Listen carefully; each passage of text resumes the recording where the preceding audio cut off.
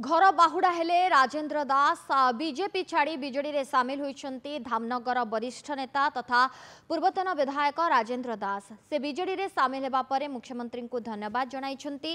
प्रथमे स्वाधीन भावरे तापरे बीजेपी रे मिसिथिले हेले बीजेपी रे अवहेलित हेबा परे पुणी घर बाहुड़ा होइछंती राजू। चांदबाली बासुदेवपुर और धामनगर सबु आसन बीजेडी जितिबो बोली दंभोक्ति प्रकाश करिसेंती राजू। बीजेडी और मुख्यमंत्री प्रति सबु समय से सहयोग करिवे एवं सहयोग रहिबो। जय जगन्नाथ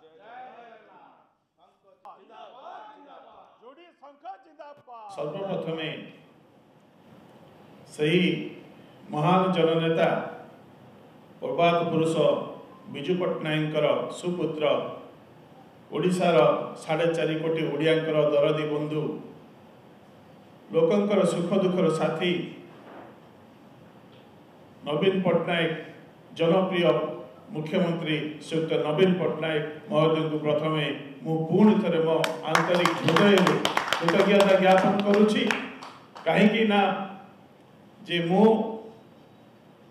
जेतेबेले राजनीति करुथली छात्र जीवन रू सही समय प्रथम करी मते सुजोग देइथिले आम आजिर जनप्रिय मुख्यमंत्री नवीन पट्टनायक जे कि मते धामनगर प्रतिनिधित्व करबा पाई मझिरे जे मु विजु जनता दल छाड़ी स्वाधीन भाव लड़ी किंतु परवर्ती मुहूर्त मु भारतीय जनता पार्टी सामिल होती।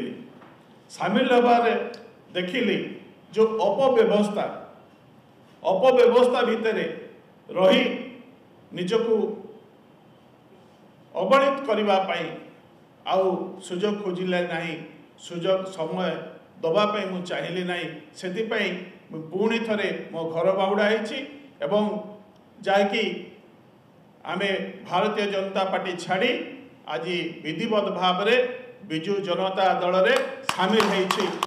आगामी 24 मसीहा जो साधारण निर्वाचन होछि धामनगर नो चांदबाली बासुदेवपुर एवं भद्रक